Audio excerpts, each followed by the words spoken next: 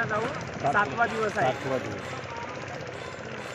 आपलं प्रारब्ध कमी समजायचं, एवढं पण कमी समजत नाही. कारण बाबाजींना आणि मग काही दिवस आणि विशेषतः बाबाजींचं हृदय कायम धडकत आहे समाधीच्या आतमध्ये पण.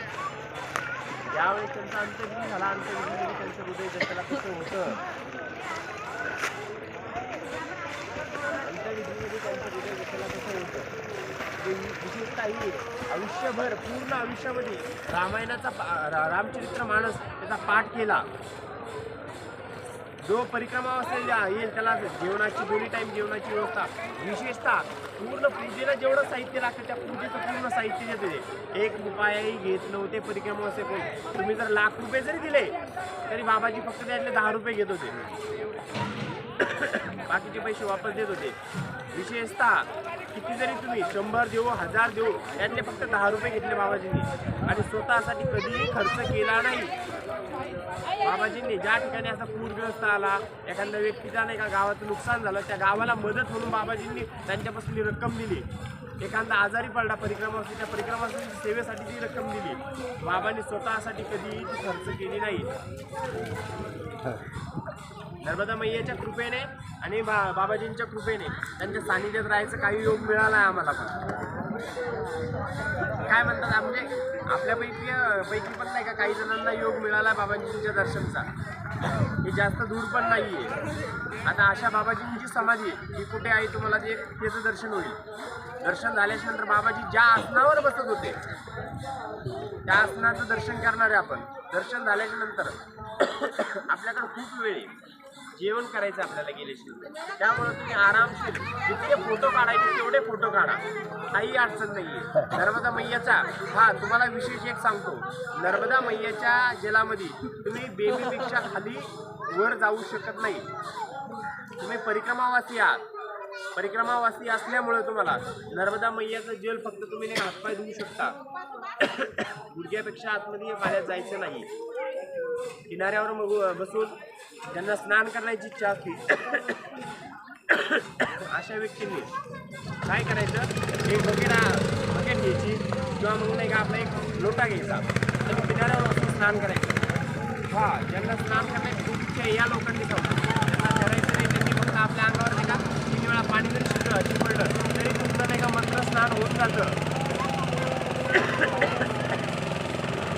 आता आपण हे दर्शन झाल्याच्या नंतर आपण पुढे जाणार आहे.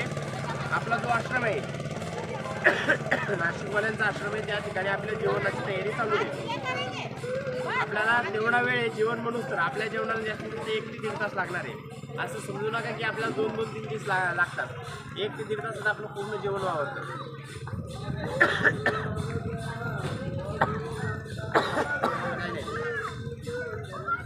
प्रवासाचा आता त्याला आता हे बघा वरती जे बॅरिकेड लावलेलं आहे आपलं पिवळं बॅरिकेड, त्या बॅरिकेडमध्ये बाबाजींची समाधी आहे.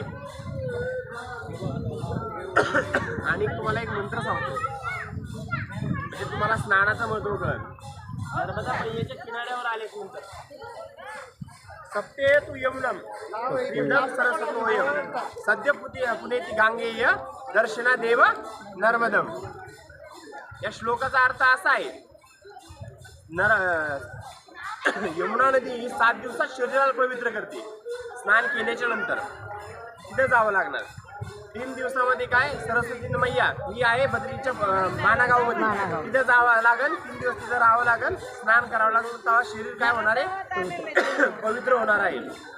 गंगा मैया ज्या ठिकाणी आहे त्या ठिकाणी जाऊन आपल्याला स्नान करावं लागेल, तर शरीर आपलं काय होणार आहे, पवित्र होणार आहे. पण नर्मदा मैया एकमेव अशी आहे, तिला फक्त आपल्या डोळ्यांनी जरी बघितलं, दर्शन जरी झालं तरी काय होणार आहे, अनंत जन्माचे आपले पाप निघून जाणार आहे. आणि विशेषतः अशी आहे नर्मदा मैयाची, या सर्व नद्या नर्मदा मैयामध्ये स्नान करायला येतात. गंगा मैया, यमुना, सरस्वती या सर्व नर्मदा या नद्या काय करतात, नर्मदा मैयामध्ये स्नान करून काय करतात, त्यांचं पाप मुक्त करतात.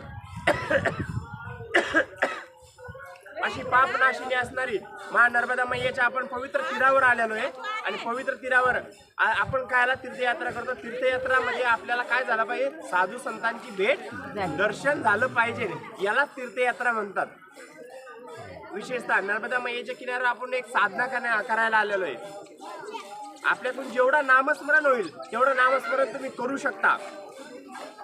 आणि नर्मदा मैया नर्मदेहर एक वेळा जरी म्हणलं दिवसातून एक वेळा तरी तुमचं एका दिवसाचं पूर्ण पातक नाहीसं होतं. नर्मदा मैयाचं एवढं विशेष आहे. त्यामुळं कोणाला पण रस्त्याला कोणी जरी असेल नर्मदेहर ते म्हणू या ना म्हणू पण आपलं नर्मदेहर म्हणायचं आणि पुढं चालायचं. बोलो नर्मदा मैया की जय जय सियाराम. सियाराम बाबा की जय जय जय सियाराम. त्यांना फोटो काढायचे ते फोटो काढा आणि फोटो काढायची समाधीच्या खाली बरं का.